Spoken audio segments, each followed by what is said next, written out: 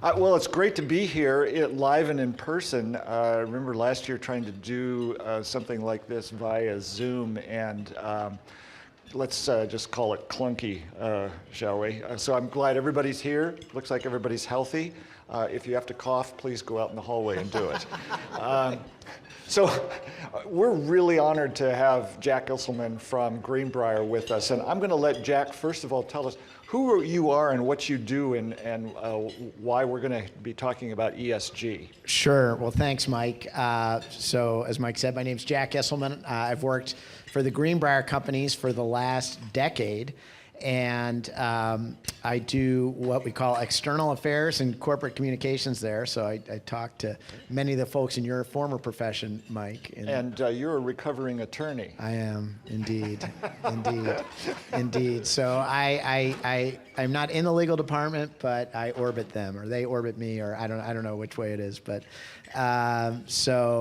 that background has certainly helped as we launched into what we describe as our ESG journey, which began, I'd say, we started to get some noise around these letters ESG, and like, what is that? Probably back in 2017, and when I joined Greenbrier, one of the first things we didn't have that I thought we needed to have was a corporate social responsibility report, because we do a lot of good work and we aim to do a lot of good work in the communities where we operate. And so we used a report to tell that story. And it was clear this emerging world of ESG had a component of that, but it was vastly different. And so probably spent the better part of 2017, 2018 getting read into that a little bit. We launched our first report. If you could, we called it an ESG report, so we will call it that. But I look back on it now, and it's funny to look back and realize, kind of even after preparing to do that for about 18 months, how little we actually knew, and I mean how much has changed even in the time since we launched that report. Tell us a little bit about what Greenbrier does and why ESG is an important part of what you're doing. Sure. Fundamentally, we're a manufacturer. So we build freight rail cars. We, depending on the time you measure us, we are the largest builder of freight rail cars in North America. We also serve the European rail market, freight rail market, and build rail cars over there. And we serve South America through a joint venture we have in Brazil. So we have global operations in the railcar space here in Portland. In addition to rail cars, we also build marine barges. So we're a transportation equipment manufacturer at our core, but we also have gotten into supplying a range of services that go along with that transportation equipment, including financial services like leasing and maintenance services. And so what do you do for ESG? What is Greenbrier doing in that space right now? Well, there's a table full of great people over there who work with our director of EH&S, Dave Harvey. Dave's not here today, but Phil Collender, Fawn Lingvinus, Harley White, and Vanessa Lanning are all right over here. And they really help us with the E in ESG. So they are responsible for helping us track our Scope 1 and Scope 2 greenhouse gas emissions. On the social side of ESG, and I should go back a step and say, our ESG work is really probably the most multidisciplinary thing that we do at Greenbrier. I mean, everybody gets a piece of the action. So the environmental team I just mentioned is critical. Human resources and our group, which does community relations, is pretty critical for the social part. The governance part picks up our friends in the finance organization, and of course all our good partners in the legal department. And so you've got, and if you stop by the booth, there's an 80-page report. If you could bring up the cover of that. There we go. I've got you can get your very own copy, And I'm sure Phil or Fawn or Vanessa or Harley would be glad to autograph this for you. Yeah. And we're very proud of the report.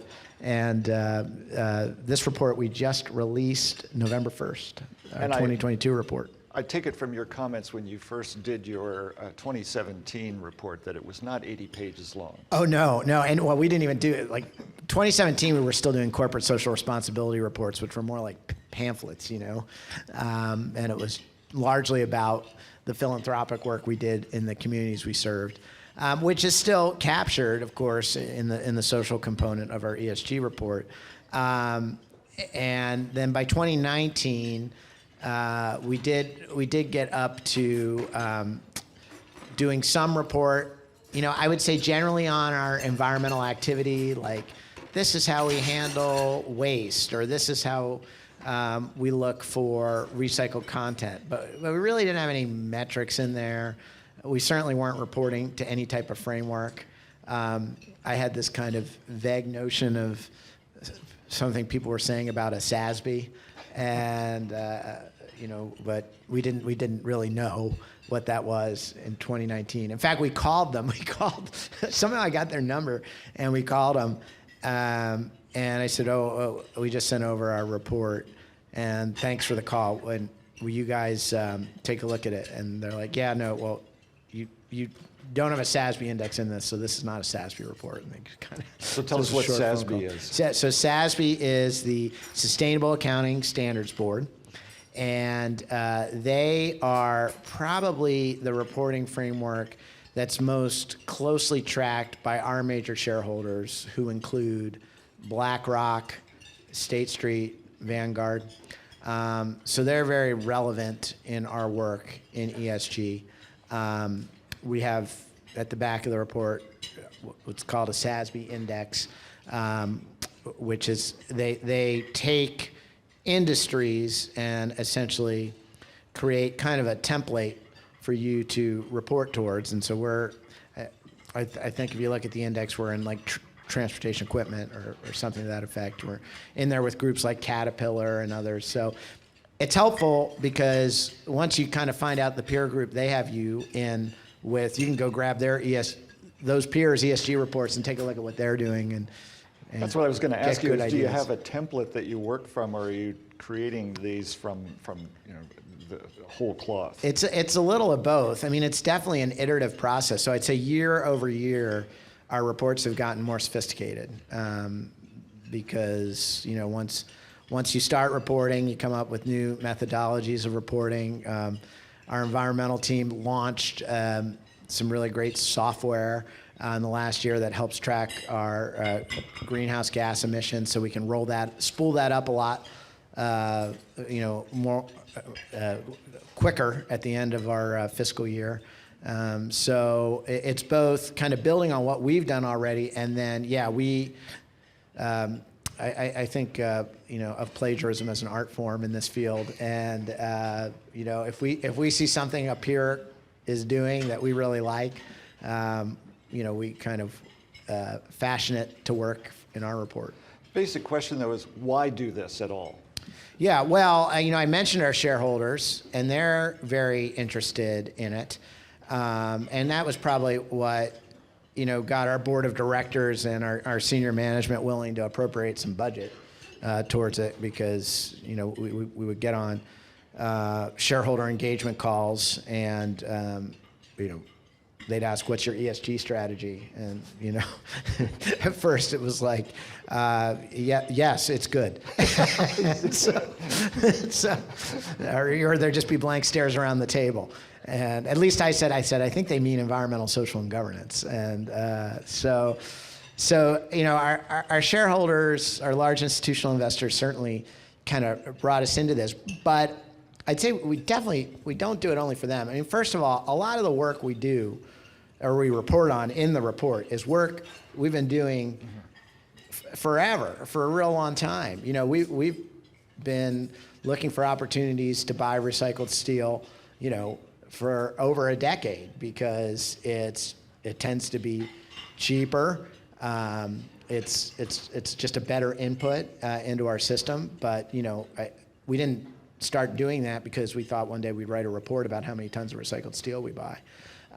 So, I mean, some of it we did just because it was, probably the right business decision paired with, a social ethos of wanting to do good. And then finally, I'd say increasingly our employees, weren't so much like, why don't we have an ESG report? But once we did, oh geez, I meant to shut this off. Once we did have an ESG report, we got really positive feedback from them. Like, I'm glad to work at a company that prepares a report like this. And then when we come to show, certainly an environmental show like this, but when we go to college recruiting fairs, we're trying to grab engineering talent from away from the tech companies of the world.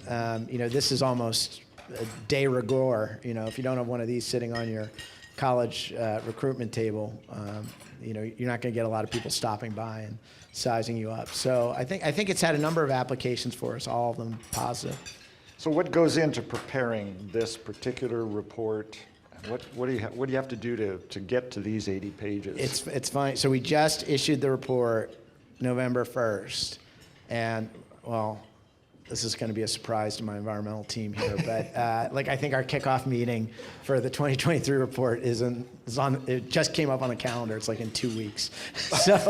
So it is a year-long process. Like, once the curtain comes down on the existing report, we're immediately pivoting in. And if you take a look at the report, we've set goals, and the first thing we need to do is like, all right, well, we've said we're going to do these things, so what's our plan to get them done? We've got some goals in here around, most of our greenhouse gas emissions, our scope 2s, come from energy. And so we've got a goal set around reviewing our energy procurement. So, we'll start that process now. So that work is underway, so we can report out on our goal, about 11 months from now. And so we kind of pull. And now we've gotten into some good habits. We pull the multidisciplinary group together kind of at the beginning, and everybody kind of takes assignments. Then folks go off and do work. We do periodic check-ins, kind of one-on-one. And then the entire group probably only gets together at this point, 2 to 3 times a year, because we kind of have our work streams allocated among us fairly well at this stage. So your report talks about 5 pillars of ESG. Can you just kind of summarize for us what those pillars are? Yeah, you're going to put me on the spot. Well, here, I'll let you. I think I'll see how I can do. We have safety and quality, and I know we're going to talk about our materiality index, and safety and quality is very high.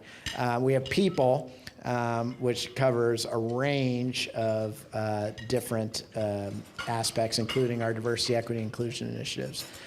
We have, of course, environmental sustainability. We have governance and ethics. So that's our corporate governance, and then our corporate ethics, and then this last one, community. Yeah, which is also, each pillar is equal in our structure. So you mentioned the word materiality, and your report, if we can bring that slide up, has this matrix that I think it would be helpful to talk about. First of all, what does this matrix have, and how did you create it, and how did you populate it? Yeah, so this is our materiality assessment matrix. If you're going to do an ESG report that people are going to take seriously, you have to do this. And so we went out and spoke with over 30 stakeholders. You can see them there, ranging from investors, customers, employees, suppliers. We talked to our community partners, and then we talked to policymakers and government officials, including representatives of probably some of the agencies who are here today. And if I recall that correctly, so I brought my own copy. The y-axis there, if you can make it out, we kind of have it turned on its side, is the importance to stakeholders. And the x-axis, it's a little cut off, but that's impact to our business. So, that's that scatter diagram. Obviously, if you're up in the upper right quadrant there, that's both, these are on scales of, I think, 0 to 6.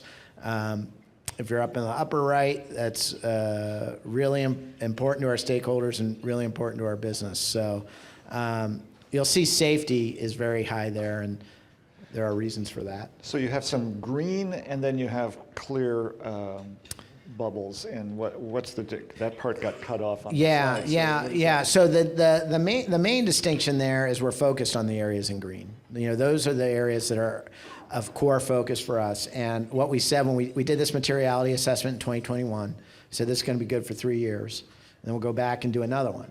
And it may be that these same items in green are kind of rise to the top of what our stakeholders and our business people consider material, but it may be some of the ones in white come over. It kind of depends. I think some of the items on this matrix are kind of, you go off and do it, and there can be a completion, and then others are continuous. You're just going to hope to make ongoing progress in these areas, but you're never going to necessarily put your pencil down. Some of the items that look like they're lower importance both to the business and the stakeholders are kind of traditional environmental things, but is like water use scarcity. Yep. Is that just the function of the specific business that you're in? Yeah, we don't use a lot of water. Okay. So I think, and we talk about our water usage in the report. I think like on an annual basis, we use the same amount of water as like a typical size high school. So company-wide? Yeah. We don't use a ton of water. We just don't have a ton of water. We have some. Well, now I'm going to get way out over my skis in terms of our production process. But we have some welding tables, where water's used for cooling. But really, our water is mostly used for drinking. Yeah. By our employees. So that's and cleanup and that type of thing. So talent acquisition, safety, performance, diversity, and inclusion, those seem to be really high priority items. Yeah. And safety, of course, is not surprising because we're in manufacturing. So, of course, our workers want to feel like we're doing everything we can to keep them safe. We want to have a good safety performance. While we certainly want to interface with OSHA on best practices, we do not want to interface with them on after-action reports. It's not surprising from that standpoint. The other part, which may not be intuitively obvious, is we build materials equipment that carries the most hazardous materials in the country, including things like chlorine, nuclear waste, and other hazardous substances. So our customers put a high priority on the safe performance of our products. So we have a robust quality assurance function. We talk a lot about that in the report. And we're mandated to do that under law. And so it's kind of both sides, both the production of our product and the use of our product demands adherence to rigorous safety practices. Talent acquisition, I think if you've gone to any news site, and increasingly I'm trying to avoid them, but the competition for talent has been well documented.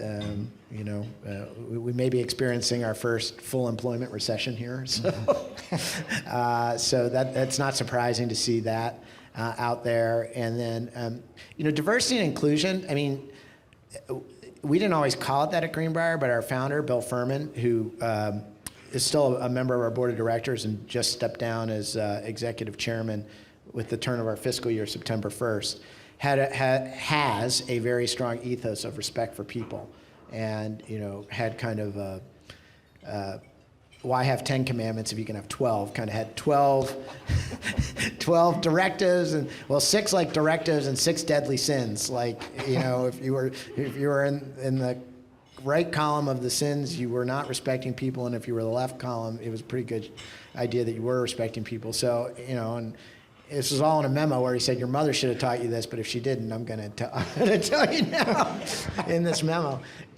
which dated to like the early origins of the company. And so that really became, after the murder of George Floyd, our board said, all right, well, we want to see some rigor around this. But that became kind of the foundational plank. So I think at least for our employees, when we rolled it out, it felt very authentic. And that's a point to make about all these ESG activities. Like if you're not incorporating your company's culture into your ESG work, like you will immediately be exposed. Because it's happened to us at times. It's an unpleasant experience. Sure. So greenhouse gas emissions and climate, high issue for stakeholders, and it's also a top priority issue. There's a lot going on in that space, and how are you meeting that, and what kind of goals are you setting? Yeah, so we're reporting Scope 1 and Scope 2 right now. I'd say, very few reporting organizations, maybe save a handful of financial services companies and others who really probably only have Scope 3 emissions are reporting Scope 3. I think Scope 3 is a real challenge, right, for a company like ours, because our Scope 3 is someone else's Scope 1 or 2. So, like, how? We all know what Scope 1, 2, and 3 are? Nodding heads? No? Quick, okay, 101. Do you want to do it? No. Please, no, you. Well, yeah, and I won't do it. So read the report. I won't do it complete justice. But essentially, Scope 1 and 2 are what come from your own operations, and Scope 2 does largely revolve around your sources of energy, right, and where you're getting your energy. And then Scope 3 is like everything else your organization impacts, or that is impacted by your organization. So, your supply chain, your logistics, the transportation it takes to get your supplies to your factory, business travel. And how your customers use that, too. Your customer use of your product, yeah. So it's like vast and almost inexhaustible, and it's like, well, I think we'd have to create a new company. And right now the requirements are that you just report your direct emissions and then your indirect emissions from purchased energy. Correct. Those are Scope 1 and 2. That's right. And that's manageable for you. That is. But your fear is, what's your fear about Scope 3? That it just becomes kind of trying to create a balance sheet for the world.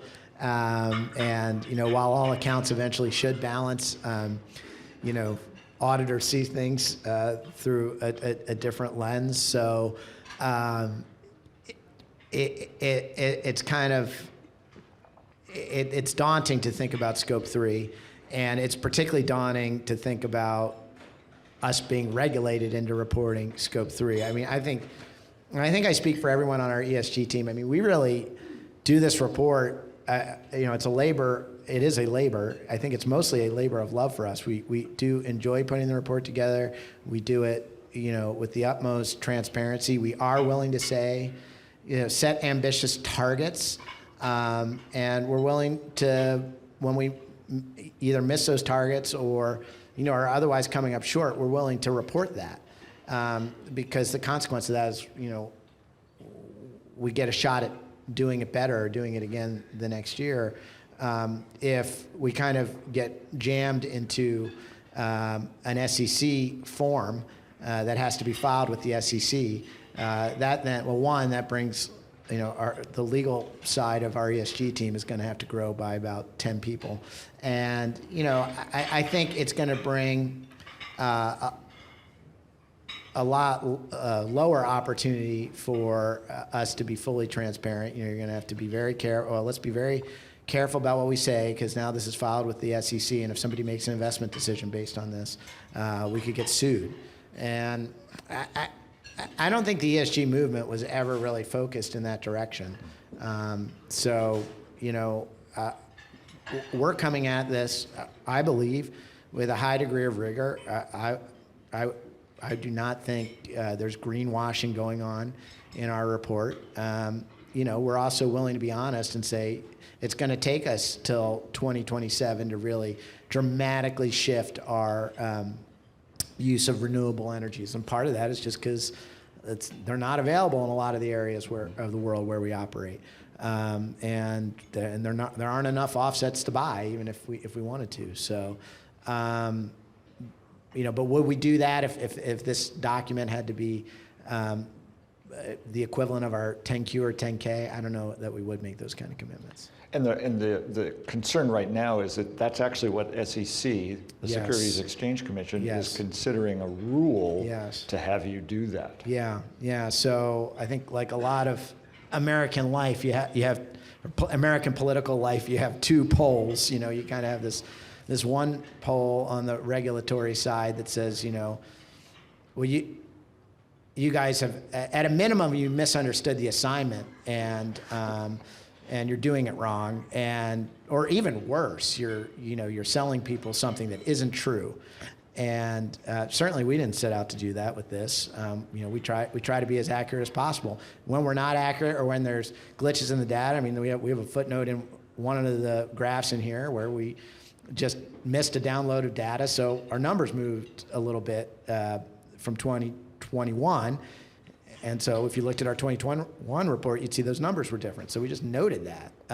But the idea that a shareholder could sue us over that because they made a material investment decision, it just kind of seems crazy. On the other hand, now, we're being labeled as a woke corporation because we want to treat our people and the planet with a little bit of respect. So we don't think it's unpatriotic to care about our people and the communities where they live and keeping them as safe from environmental hazards as possible. In fact, that's our whole reason for being in business, is to help transport hazardous material, in part to our reason for being in business, help transport hazardous materials through communities safely. So, we don't think that's the wrong thing to do. But there's certainly some mixed messages coming out of Washington. I expect that's going to intensify and get more voluble over the course of 2023. Yeah, it seems like one of the things out of the midterms is that not necessarily Washington, but other states are going to be pushing back on the other direction. Right. How do you deal with that? Well, a lot of it we don't control, right? How states want to invest their pension funds and, if they want to not invest with us because we've published an ESG report, I guess that's fine. We don't believe the fundamental investment thesis in Greenbrier is whether or not we do this report and how complete it is. It's whether or not we're running a transportation equipment, building and services business efficiently and productively with a nice return for our shareholders. Now, can ESG principles help us get a better return for our shareholders? We believe that's true, and our new CEO, Lori Tekorius, has made it part of her strategic objective and has helped funded ESG initiatives because we believe they're helpful to the bottom line. If we didn't think we were going to get a return for our shareholders out of doing this work, there wouldn't be much purpose in doing it. So you pulled together this report. How do you audit and stay accountable for what's in this report and measure things and say, yeah, we accomplished this? Yeah, and that's a really fair question, and another reason why we don't want to have it filed with the SEC, at least at this stage of the game. We use our own internal metrics, and then we have a group that kind of fact checks all the data in here, and then our internal auditors give it a scrub and kind of tell us, all right, the basis for your formulas here makes sense, or maybe they tell us, nope, go back, that doesn't make sense to us, or you need to. Oftentimes we're not explaining it correctly, so once we they help us draft a better report because we're able to explain how we're measuring things better, like energy intensity against the long-lived life of our asset. You know, we build an asset that typically lasts for 30 to 50 years. So when you look at the individual unit of energy applied out over the useful life of the product, it's quite good. But we had I don't know if I explained that well, but we had a really hard time explaining that in our report. So our internal audit team said, we kind of get what you're saying, but you're not making any sense. So here, think about it this way. So they help us. And then a lot of issuers of these reports do hire third-party external reviewers of the report, and we've made a commitment to take a look at that. And we'll probably not do that we will not, I can assure you, we will not do that in 2023. We have a goal to have that done probably by 2025, and we try to set our goals so we can achieve them a little bit ahead of schedule, so we'll see. And what are the factors in pushing it to 2025? I think it's making sure, like I said, one of the things is our friends in environmental just got this new software that we ran this year. I think it went okay, guys, with the greenhouse gas reporting, but we want to make sure there's no bugs, or, you know, that's a feature, not a bug, and kind of understand all that stuff. You know, we have a new HRIS system, for example. So we're capturing the demographics of our workforce, which is global, in new ways. And so we want to make sure that, you know, all the fields in there have the right inputs and are rigorous. So then when we invite a third party to come in and test all that, it holds up well.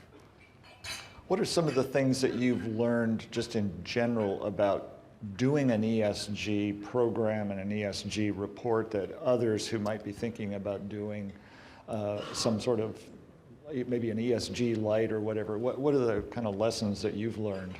I wrote some of these down. Well, one is start early, because it gets late early when you're doing one of these reports. You're like, oh my God, it's like pulling on a thread. And you're like, oh my gosh, really? There's more here. But get that if you're going to do this, make sure you're getting along with your coworkers. Make sure you're someone who's at least someone easy to work with, because you need them. I mean, they are the ones who deliver all of the data for this report. And, we've gotten good feedback. I mean, initially, I can remember calling my first meeting for an ESG report, no one came, and that was a little sad. And I tried to get our CEO to put them all on blast on an email. And then they showed up, but then they were mad. So you're probably going to get off to a rocky start. But now, for example, as we're kind of working through this next module of our employee resource information system, I had our CHRO say to us, I'm really grateful for the ESG report, because it got us so far ahead on this work. It's kind of making this transition easier. So I think once your colleagues start to see it pay off, kind of in their discipline, just in kind of the work they do inside the company, they get more appreciative of the fact that the report has a purpose beyond just the report itself. But getting that committee together, getting buy-in, you're going to need some budget, because invariably you'll see that you need software or other tools to help you with your reporting, and then talk to other people who've done a report. We did that before we did our first report, and then afterwards we gave it to them, and essentially said, would you be willing to go through this with a red pen? And we had peer companies and suppliers do that for free for us. I mean, just mark up the report and be like, yeah, this is where you probably need to go a little deeper. So all of that's been really helpful. And then read a lot of we read a lot of ESG reports, and so that's people are always coming up with kind of new ideas, and it's like, I love how they did that. I'm gonna adapt that for my report. Borrow. Right. So what are some quick wins that you can kind of go for when you start out doing an ESG? Well, I think I would hope, and at least the feedback we've gotten is the employees appreciate that they work at a company that's, even if they're not directly involved, and a lot of employees end up getting directly involved, but even if they're not directly involved, that they really appreciate that this work is being done at the company they work for. And some of the particularly around the social side, when you report on some of the philanthropic work that the organization does, and you have somebody come back and say, "Oh my gosh, I didn't know we did that work," or even better, "I'm really glad we support that charity. My son, my daughter accessed that group when they had a need, and I had no idea we were a supporter of theirs." So that's, I would say, that's some of the fulfilling attributes of it. Our institutional shareholders like the fact that we're reporting scope 1 and 2, and now we no longer have to sit there with blank stares in these meetings where we're asking for their proxy vote on minor things like compensation. We have a story to tell. We have an ESG story to tell. It does kind of feel a little hokey that we're on this journey, the use of the word journey. But it really is. It's something that, once you start it continues to grow. And I think, I don't foresee a point where you just kind of say, all right, well, we've done all the work we can here, and we're done, and we will stop doing reports until some future occasion requires it. That's kind of not how this works. It seemed to me that this is really kind of a long-haul commitment. Yeah. It's not just, okay, we're going to do it this year or for the next 2 or 3 years, and then we're done. Right. And it's hard to imagine that, policymakers might set up a regime that would disincentivize this type of work, because there's been a lot of progress, and I don't know why you'd want to slow that progress. And it gets easier to make progress over time, just like anything else, right? If you've got a regimen going and you can build on it, then it gets easier. If you stop the regimen and have to pick it up again, it's going to be harder. What do you want to see next year's report look like? Well, I think we laid out 8 to 10 goals here, so I hope we meet at least, because I know at least my compensation, as well as some others, is going to be measured by our ability to meet some of those goals. I think we're going to make some meaningful strides towards. In fact, we have some calls already scheduled with getting third-party review of the report. I think invariably that's where we need to be, so folks know, while we are very rigorous and transparent and earnest in the report we put forward, there can be just gaps or holes in the data that a third party can help you find. And even if there aren't, it's nice to have somebody else who's not on our payroll say that and make that evaluation. So, I think going in that direction is totally fair. What I don't hope to see is that this, it becomes a report that has an SEC form number attached to it, form, 53A, boom, goes into Edgar. We've got to Edgarize the ESG report now. I hope I never hear those words. So what do you want everybody to take away from what you're doing with ESG and what everybody else can do?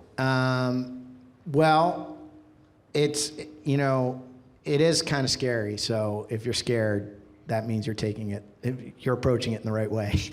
Because it is, when you get started, it's like, this is just going to be a real mammoth undertaking. But if you get the buy-in of your organization, you can really make, I've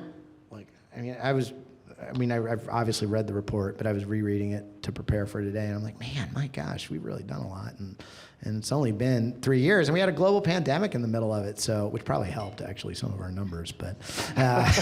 But you've also got... that's another story. There's a war going on in... Yeah, right, yeah, no, we operate in Europe, and there's a war going on, and that happened. You'll actually see a note, and this is something like, if we end up at the SEC, it's like, how do you explain this? It's like, well, we know we have some recycled steel content in Europe, and we know we do, but when Ukraine got invaded, all of our sourcing kind of shifted, And we ended up buying kind of, I forget what they call it, but it's something like steel shops or something like that. And they're like, we have no idea where this steel came from. I mean, some of it's probably recycled, but we can't certify that it's recycled.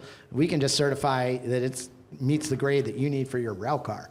And so we're like, we'll take it, because there was no other supply there. So, you'll see that noted in our recycled steel content. So stuff's going to happen every year, and you've got to be malleable and flex to it. And if the report itself is too rigid, if the reporting standards are too rigid, I think, the reports are going to have their own air of inauthenticity, or at least just feel not as material.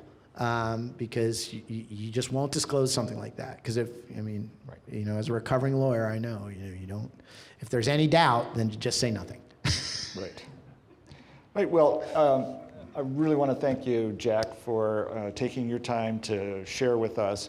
Copies of the report are available at your booth. Yes. And you can go on the Greenbrier website and download it from there. And so I invite everyone to take a look at it. It's actually quite interesting to see.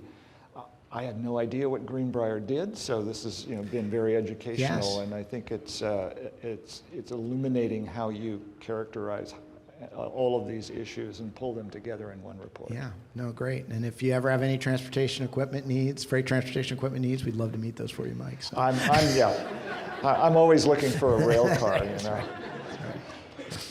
to put all my billable hours in. There you go. That's right. That's right. All right. Well, thank you again. Let's have a round of applause. Thank you. For, Thanks very much.